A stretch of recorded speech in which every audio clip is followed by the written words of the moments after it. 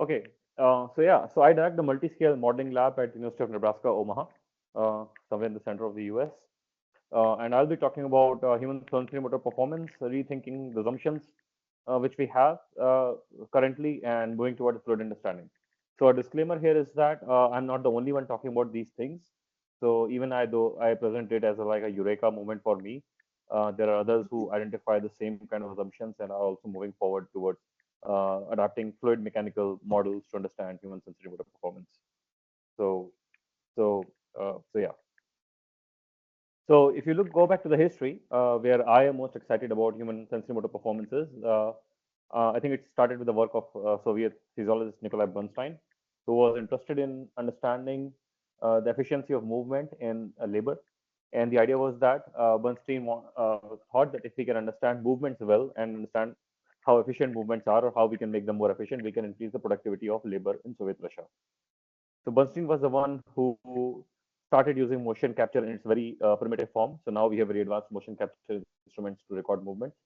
Bernstein used, these camera films, taking a lot of pictures with high density, and he had these laborers coming to the lab where they used to strike hammers one after another, and the videos were taken, and the trajectories of the hammer and the motions were basically made out in paper sheets, from those photographs to study, how the movement looks like. And Bernstein proposed $1 million question, which we still do not understand, how the body solves this issue. The idea is that the brain has a lot of degrees of freedom. The body has a lot of degrees of freedom. Your brains have billions of neurons. You have more than billions of connections. Then you have innervations to your muscle fibers. You have hundreds of thousands of muscle fiber units. Then you have a few muscles. Then one of those few muscles manage much lesser number of bones. At the order of 10 or so bones, in a particular movement, and then you have one or two variables which you control. For instance, the speed of throwing of a ball, or the force by which the hammer strikes the nail. So the idea is that the question is, how does the brain go from those billions of degrees of freedom to 1 degree of freedom, which is finally the task space? And given that there's so much of redundancy there, it's very difficult to find the optimal solution. uh, so Bernstein created these trajectories, and what Bernstein identified was that even though people were hitting at the same point again and again, when you look at the trajectories showed very high variability. Within that high variability, there's actually a hidden consistency in task performance. And now we know from the work, by groups like Blendin, Brill, and France, that more efficient or more dexterous individuals are those who can who show more variability in their trajectories, but less variability in their strikes, compared to novices who show much more variable in the final outcome and much less variability in the degrees of freedom. Whether you're looking at muscle synergies, whether you're looking at bone movement synergies at joint angle space, or whether you're looking at hammer trajectories. So the idea is that these things move to cybernetics. We had a cybernetic revolution in 1960s with the work of Norbert Wiener, and since then we have these computational models which have been used to explain sensorimotor performance in both animals and humans. The idea is that if you have enough number of computation, you have enough number of parameters, you can identify the final outcome variable. We can model each and every neuron. We can have model each and every muscle unit. We can model each and every bone, and we can identify the one-to-one relationship between those neural dynamics to finally, your task variable. Uh, and these have directed, most of the efforts in human sensory motor control in the last 6 to 7 decades. This whole enterprise currently is dominated by four basic assumptions. I'll go through these four basic assumptions and then introduce you revised assumptions which we are proposing, and how those assumptions are validating certain behavior which previous assumptions are not able to explain. The first assumption is that the bones serve as a rigid framework, and you have these bones supporting soft tissues which enable liver-like movement through skeletal muscle activation. And when you look at a traditional anatomy textbook, it shows each and every joint as a fulcrum in a liver, where the muscle creates a first class, second class, or a third class liver with a pair of antagonist and agonist muscles, and then you have a load. Basically, it's a thing. It's an open trajectory model of bone dynamics. This model works well for physical structures. Now, if you think of Leaning Tower of Pisa, the Leaning Tower of Pisa is an icon, and we go, spend money to see Leaning Tower of Pisa, because it's kind of ironic that a tower is leaning and yet it is standing still, because we assume that as soon as a building leans, the building must fall, right? It works on a simple, there's a fulcrum or there's a joint below, and all the stresses and strains are acting in a linear fashion under certain direction. And as soon as you have certain mechanics, the building's supposed to fall, but leaning tower is not falling, so it's a wonder. But when you look at the human body can take all sorts of forms and shapes. We can lean, we can stand, we can do handstand, we can do handstand on one leg. While handstanding, we can move our legs in different ways. If you do the same thing to the leaning tower of Pisa, it won't stand. You can't invert the leaning tower of Pisa, because when you make the leaning of tower of Pisa, the structure is very different at the top. It has a lot of anisotropies based on what we think the structure should look like or perform at the end. That's not the case with human body. Human body is not made or not developed to finally have a directionality. We can do all sorts of things with the human body.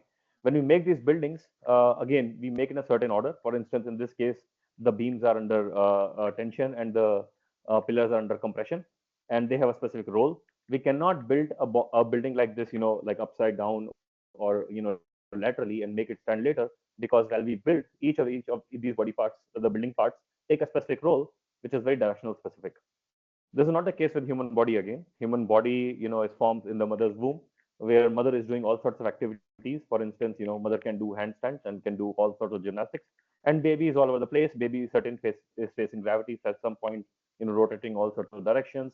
When you look at the, all the forces acting on the body are highly variable. You look at the derivatives of these forces, the acceleration acting on the body. It's all highly variable, based on what the mother is doing.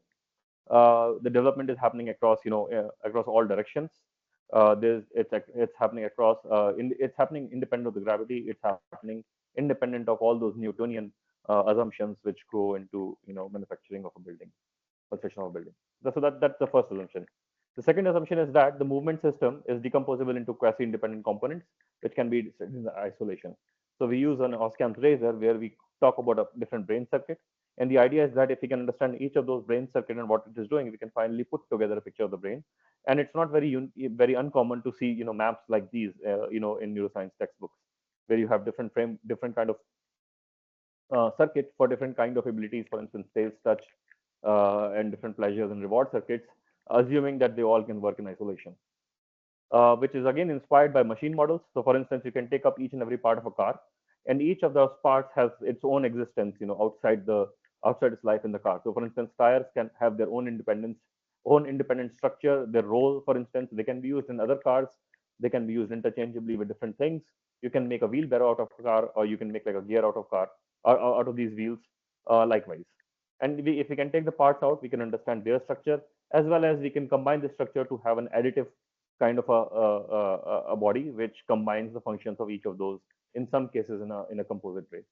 That's not the case with human body. It's very difficult to study at any one point, and any one particular component of the body also does not have any of its own existence. The whole body needs each and every body part to function, as well as the function is dependent on the well functioning of the other body part. We don't yet understand where the one part of the body ends and where the other part of the body starts. For instance, circulatory system cannot work independently with the nervous system. It's very highly intertwined. The third assumption is that the central nervous system is representational. It is capable of sensing and predicting each state of the component. So traditional computational models have this idea that there are neurons in the brain which represent the outside world. So you have a pinhole kind of eye where the image gets inverted, and you have this neural activity which is encoding for those percepts which you make. For instance, in this case, a dog and a dog owner. And this is inspired by all the developments in the computational world, where we have these simple transistor models or simple logic gates which we still apply, and we actually think right now that neuron spikes carry information without having any idea of what exactly is the information, what is the compiler there, what is a decoder and things like that. We always push those assumptions on the carpet. When you look at the human brain, in contrast to these microprocessors, it has again billions of neurons. Each neuron having tens of thousands of connections. Sometimes the conduction velocity depends on the axonal length, and axonal length has a power law distribution across different neurons. So there's no definitive, and the structure is also highly variable. It changes. Neurons die, whether you drink alcohol based on that, or you have Parkinson's, but still the function is more or less intact, which is not the case in microprocessors, for instance, where you can kill some few transistors and you can completely halt the functioning of computer.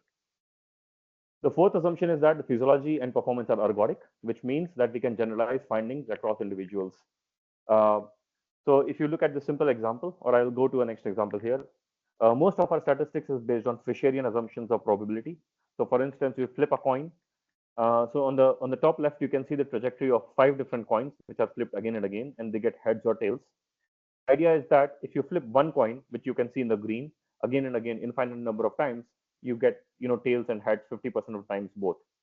You can do that, or you can flip infinite number of different coins, and you will get the same outcome. So whether it's different coins or the same coin different times, they yield the same output, which is also the case in a lot of processes which finally stabilize. You will see the example of first order differential equation, first order uh, uh, autoregressive process, on the top right side, which is not the case in indeterminate systems. So for instance, here's a very simple example. You have a pot, it has a green and a red pebble. You put your hands in, take a pebble out, and whatever the color the pebble is, you put one more pebble of the same kind.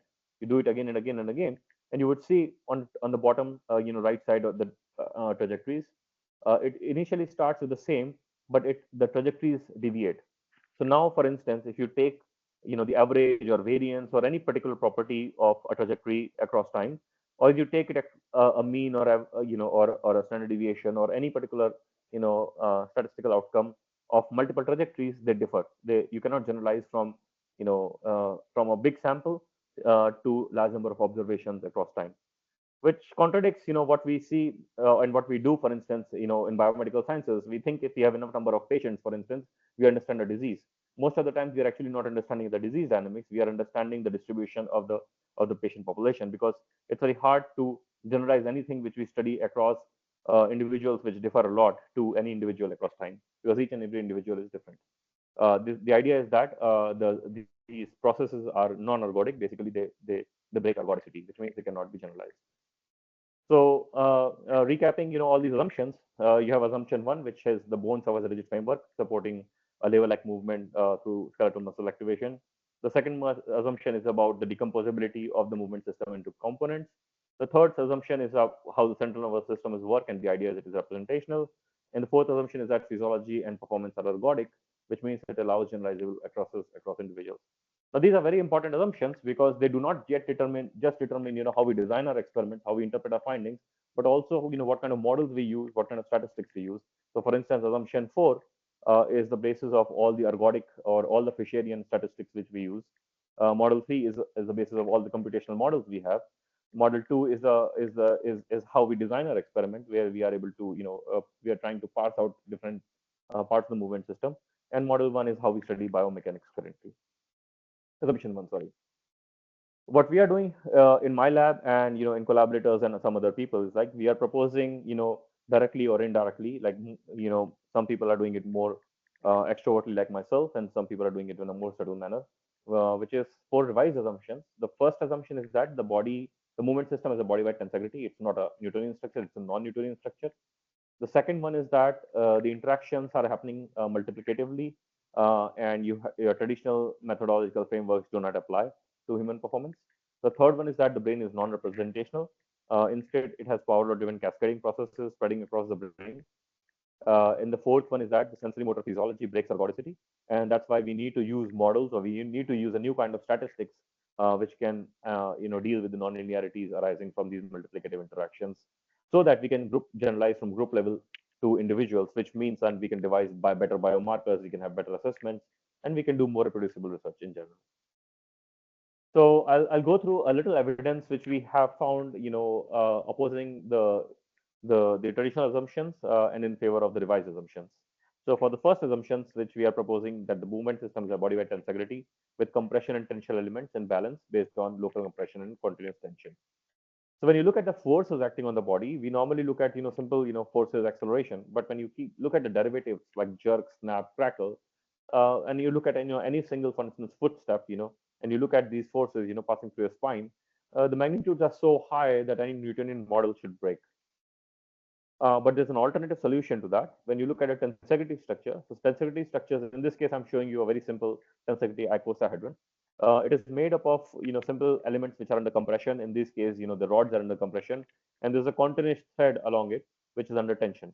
And in this particular object, forces are transmitted all across, at a very high speed.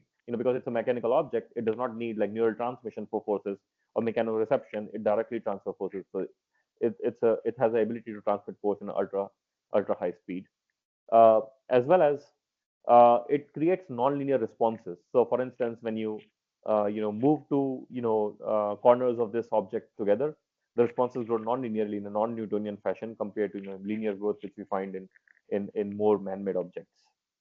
When you look at the kinematics of this object or these kind of frameworks, you have closed chain kinematics in the sense that you change the shape of one particular structure and you see a respective change in shape of other components which are related in a very geometrically defined fashion.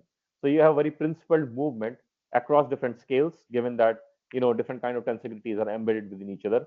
So there's some kind of geometrical principality to it, as well as you create these closed kinematic chains which are able to explain human movements in a much coherent fashion. So, for instance, you have hamstring. So, one idea is to model the limb, the lower limb is as an open chain. The other model, as soon as you bring hamstring into account, you have your bone under compression, you have hamstring under tension. So suddenly you are able to deal with those forces which Newton models so far, but not allowing. Uh, so the idea is that again, as opposed to the lever system, which is linear, has continuous compression, is dependent on gravity, is unidirectional, needs rigid and stable joints, is open chain kinematics, and has high energetic cost, as from with background in robotics.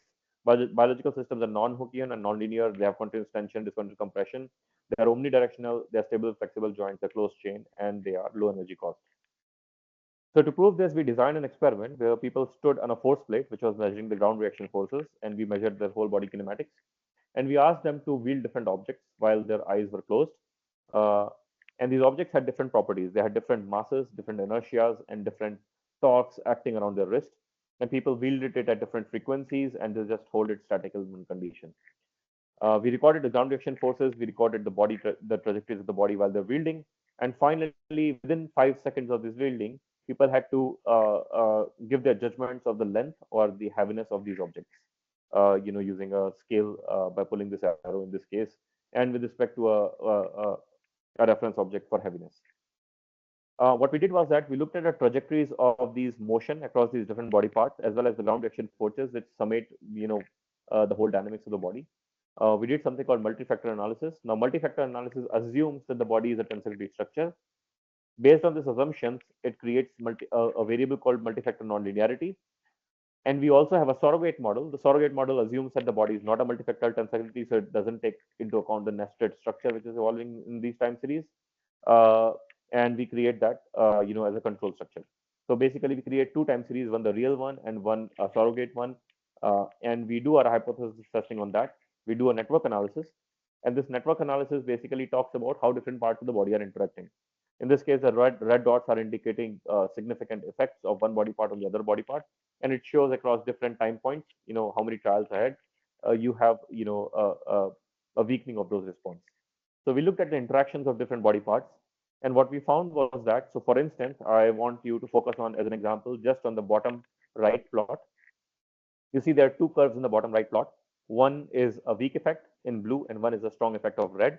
And this effect is of what is happening as an interaction between the forearm, in which the people are holding the stick, and the center of pressure, which is basically all the forces active on the body. And what you find is that people who have a stronger effect between these two, the whole body, dynamics, as well as and the forearm, they have higher error in perception compared to people who have a weaker effect. Basically, the tighter the body is, or the more rigid the body is, the weaker the perception is. Similarly, if you focus on the plot in the middle, on the right-hand side, it is the interaction between what is happening at the elbow and what is happening at the wrist. And what it is showing is that the weaker the effect of weaker the exchange of nonlinear interactions across these two joints, the better is the worse is perception, which means the stronger the relationship between these two joints, the better the perception. So you can see different parts of the body have different kind of interactions, and they all have consequences for this perception of this object. When you look at the traditional models and models which are based on nonlinear or these linear Newtonian frameworks, they should not show any of these interactions, as well as these interactions are coming out of those nonlinearities we already put in these models. So what we find is that this nonlinear flow of information across different body parts, including what is happening at the foot, is informative about what the perception of of the person would be. So it's not just the brain, it's not just the mechanism of reception at the hand.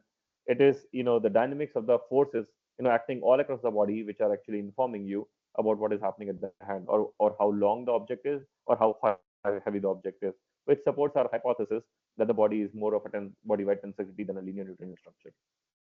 We have published several articles, with different paradigms, on this particular topic, as well as on the role of body-wide tensility in mechanoreception.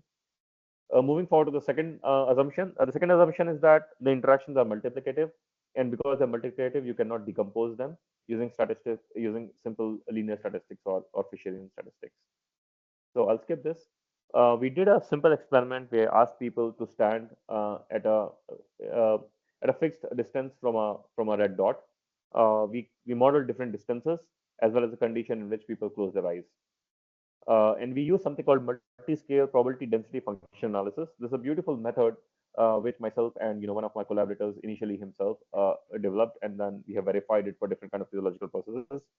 And what we do with this method is we identify non-Gaussian behavior based on the bulk of the distribution. So basically, even though the outliers are not present, we can actually identify what is happening in terms of the outliers from the bulk of the distribution of what data points we have.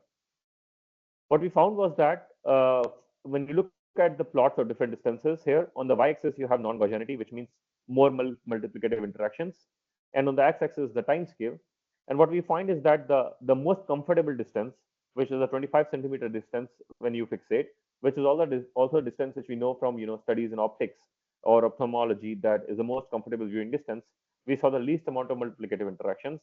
And when you have more strain, for instance, in the case of 305 centimeter distance between the eyes and the object, or when the eyes are closed, you have a lot more processes acting, to stabilize the body as well as to fixate the eyes on the object.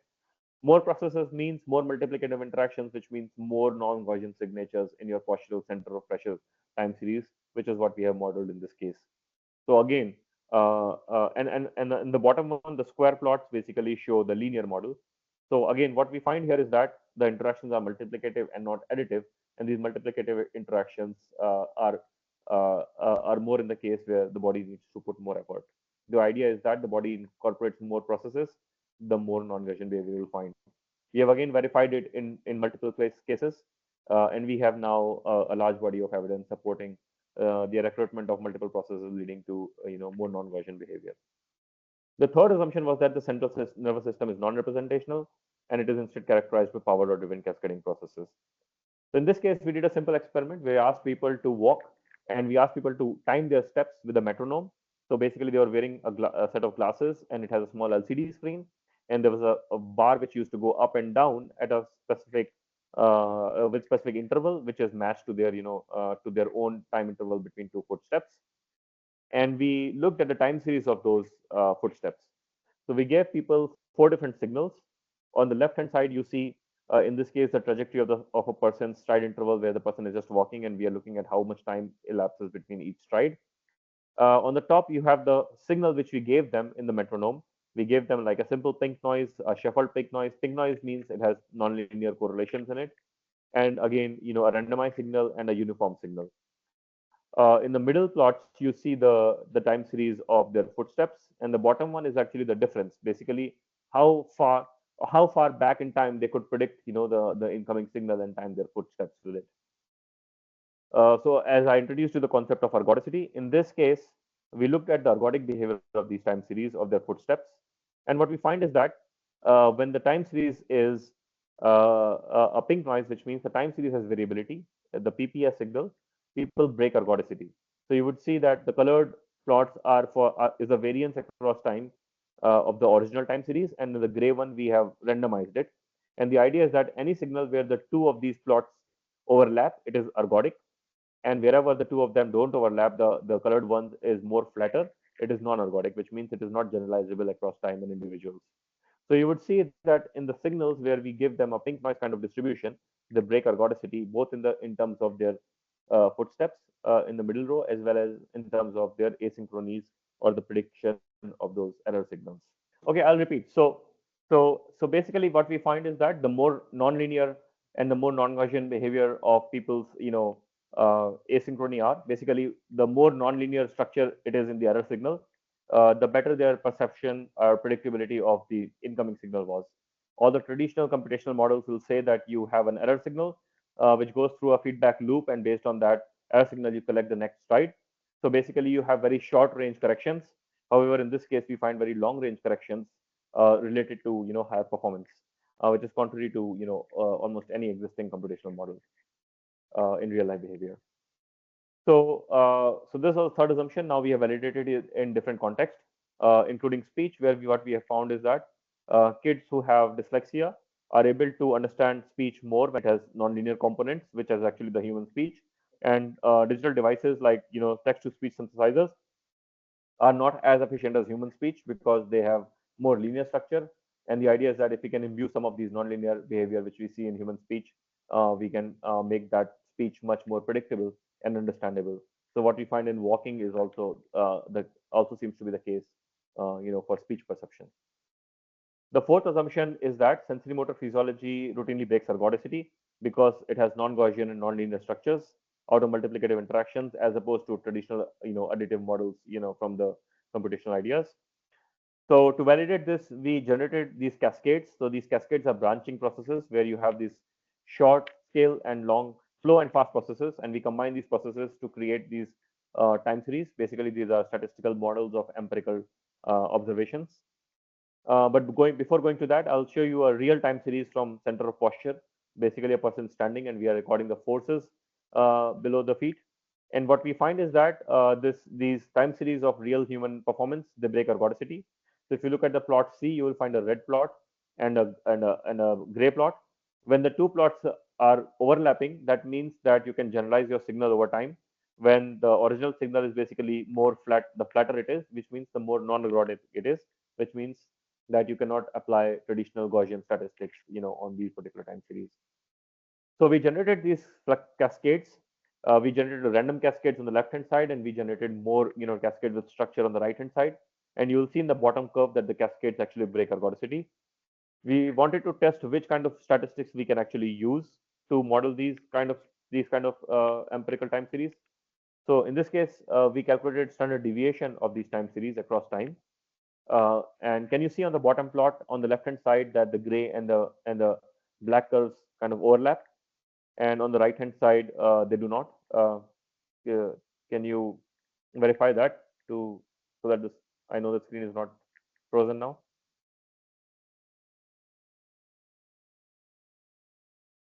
Can you see figure 5 here with me?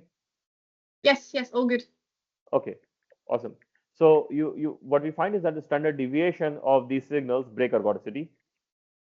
When we look at the root mean square, which is the variable which people use for most of sensorimotor research involving synergies, for instance, muscle synergies.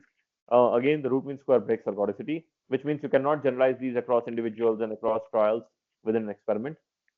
However, when you look at the cascade structures, for instance, in this case, the Hurst exponent of the time series, or the traditional or the multifactor nonlinearity, basically it's a statistic which quantifies the all the nonlinear structure which I showed you in the previous study as well. You will see that whether it's a random structure of cascades on the left hand side, or whether actually it has a well-defined temporal structure coming out of these regular interactions, multifactor nonlinearity is generalizable because the original and the Sheffield curves interact, which basically the ergodicity breaking factor converges to zero over time.